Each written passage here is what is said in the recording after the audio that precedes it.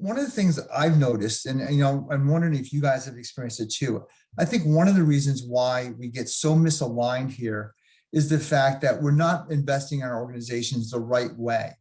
I see people spending money on technology, but how that money is being allocated, how they're making that investment of their time and energy as well, is not always equal. So I want to share a model I came across with from Gartner. And many of you may know that Gartner is a fantastic research organization and IT analyst organization, where they study the trends that's happening in the IT industry across all its verticals.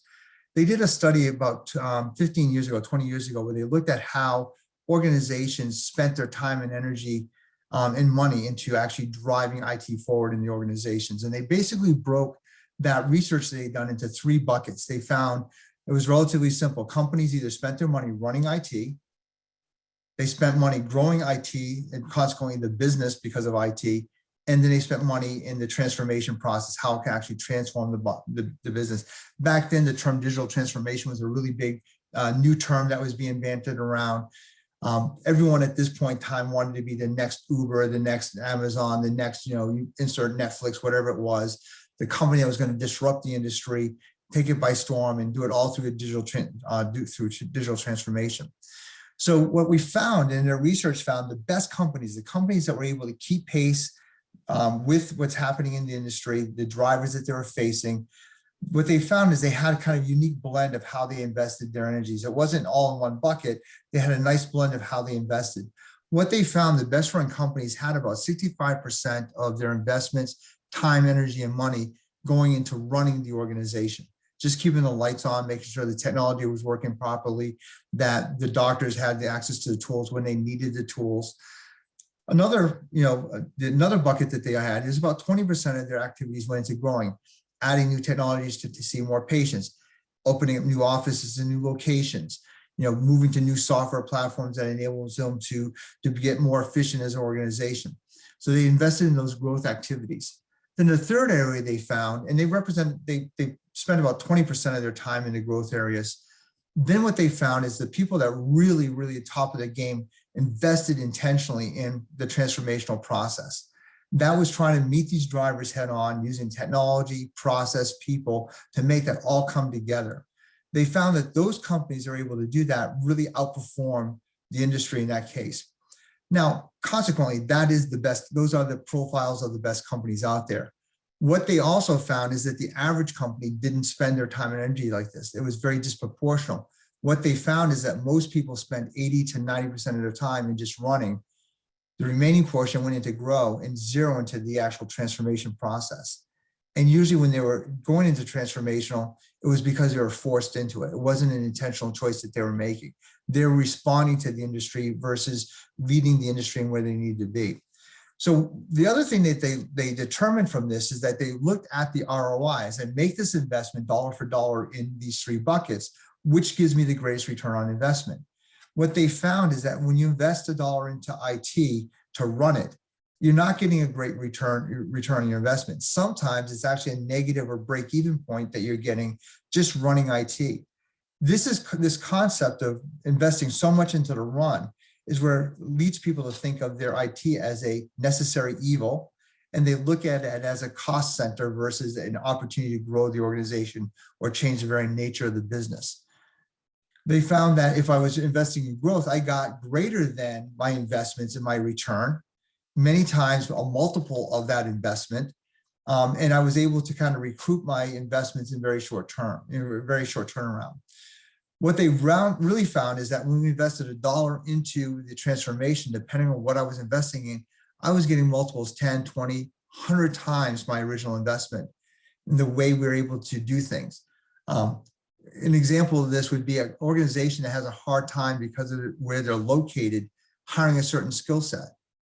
Now being able to recruit because of remote technology, to be able to recruit anyone from anywhere in the world to do that work.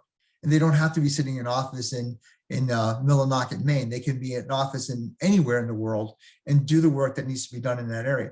Change their talent pool. And that allows them to grow by adding talent where they can get it without having to do relocations or getting talent that's maybe not as skilled as they needed in those areas. So This is a thing that came out of this research that was very interesting. I want to share one last piece, and then we'll bring in the team for conversations on this. What we've also noticed here is that sometimes when we look at the investments we make in these three buckets, it's not that you make an investment and it stays that way. It's constantly changing. It's constantly fluctuating how those investments are being made. We saw a real-time activity of this, and that most of us, our organizations, we think about how we invested in technology, how that went forward. If we are a typical, organization, we may have been running up to 90% of our time, energy, and money into the run efforts and activities of our organization pre-COVID. We may have had 10% in the growth function, maybe another 5% in transformation. We're moving along, everything is fine. As Laird said before, we didn't think anything was wrong because everything was working fine for us. March of 2020, COVID happens, and now we have to figure out how to survive in this very hostile environment, an environment where we're shut down. The way we do our business can't be done in the same way. We have to change everything that we've done before. We shift our activities from the extreme left-hand side, where it was all run, and we're switching into transformation. We help clients move to the cloud so they can actually share their information, and react better. We help them change phone systems, and we help them install call center applications to be able to respond to this changing marketplace. They were actually investing in the transformation of their business while the crisis was in fact. Now that the crisis is kind of hopefully near the end or winding down, maybe not as bad as it was for the last 2 years, what we're seeing is people are shifting back to some level of investment that's different than what they've been doing for the last 2 years.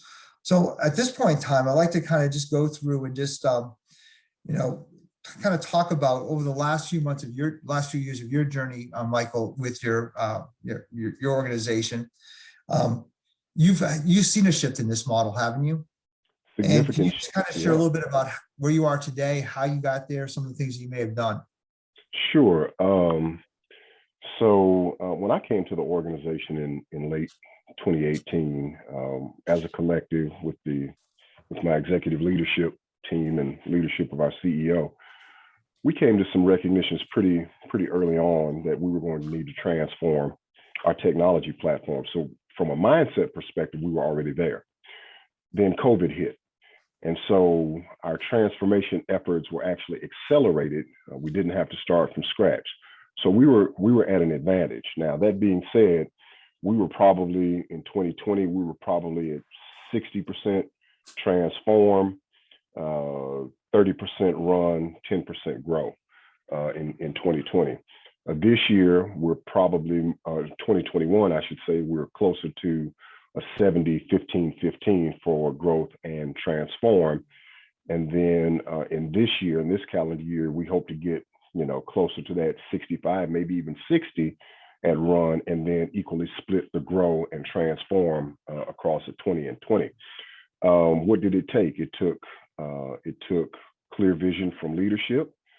It took me making the business case and being very transparent and being open to inputs and things that I didn't think about, constructive criticisms.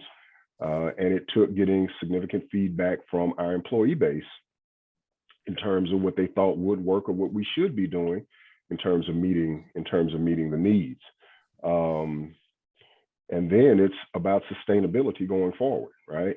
And in order to drive sustainability, you've got to have clear vision, and clear vision comes from transparency in terms of your thoughts and what it is that you think that the business wants to do. And then, of course, having significant documented strategic objectives by which you can align the technology vision to continue to move the organization forward. So it was those major areas that we focused on, and then the commitments were made, and then it's up to me and my teams to execute, and we've done fairly well in that regard.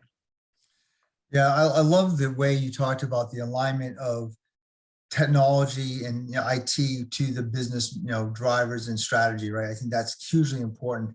I think one of the things that causes this whole transformation process to fail is the fact when there's a misalignment, right? You can't just do technology for the sake of technology. It has to have some impact to the business. Laird, let's pull you into this conversation for a second. I'm sure you've been like me around for a while. You've seen a lot of projects that have gone successful, some that haven't been. How do you build a business case, to kind of shift your investment strategy and thesis here? Well, I think that this graph we have on the slide is telling, because what we see in 2020 was an over rotation to transform, because the drivers happened to you and they had to respond. And when you do that, well, then your run investments are way down. And I suspect for many in the audience who may recognize that swing in their own practice, they probably recognize that when they made that swing, they suffered in another part of the business. And so when it comes to your investment dollars, I really like what Michael was saying, what he had done in his operation, is to purposely build adaptability into your business. If you go back to the very first slide, this article, adaptability is a key competitive advantage. So build in that adaptability into your practice. It's not just about technology, it's the adaptability of the processes and how you're going to change the interactions of your people. And what's happened with these drivers is it's created three different types of companies. You have your leaders. These are the ones that are really well tuned to these drivers. They recognize these drivers. They see a way to exploit them by creating new expectations in the marketplace. I mean, in the retail space, look at Amazon. They're a leader. They created the expectations. Everybody else has to follow. But you don't have to be a leader to be successful. You could be a fast follower. And so if you build the resiliency and the adaptability into your practice, that you could be a fast follower. And I call it drafting the drivers. If you as a cyclist, you want to draft the guy in front of you so the ride's a lot easier. So equip yourself and position yourself so that you can draft the drivers and be a fast follower. And then you have those out there that are not paying attention to these things. They haven't built these things in. That's the third type. Those are companies in crisis mode. And unfortunately, they're in crisis mode for a very short period of time that they don't exist. Or they could somehow fight their way back into fast followers, but it's very expensive to do that. It's very expensive, very difficult. And so the best way is to lean into this and purposely build that adaptability into your practice. And you can then exploit this curve and do very well. And I also think from the way you're looking at it, Laird, right? The rotation is not a bad thing. It's the over rotation that's the problem, right? So when we're not prepared, we have to over rotate to compensate to get where we need to be. That means we neglect other parts of what we need to do. So it's kind of finding that balance so that the rotation happens naturally without the over rotation. Did I hear that correctly? Absolutely. Good. Yeah, I think it's an important part of what we have to do. And I'll just take away, before we wrap up here, I think the other thing that needs to happen is we need to align the business. We need to identify the drivers that are out there. We need to align the business and the technology to those drivers. It seemed like, in pulling a thread of what Mike was saying, it's the way you build the relationship with leadership of the organization, right? That communication, that transparency, sitting down and talking about the same issues and from the same perspective allows us to really be able to create and accelerate transformation in our organizations. Then it sounds like the last thing I would just say that we would see here too is that there's a real need for us to be able to work on creating a culture of change within our organizations so that we're able to respond to change more naturally versus addressing it once in a while as we need to change. Yeah, Anything kind else? of the old adage that the one thing that is constant is change. Yeah. And that holds true very much in the landscape that we find ourselves in, regardless of the business vertical, though we're very much talking about healthcare in this particular space. But you have to remain flexible, and you have to understand that when you have to over rotate, as required by the circumstance, that you have an obligation to reset and come back, to find your center and then spread out again from there. Yeah, I like that point. That recentering is always important, right? Because if you're always off balance, you'll never find the balance you need to be able to manage it correctly as the organization moves forward.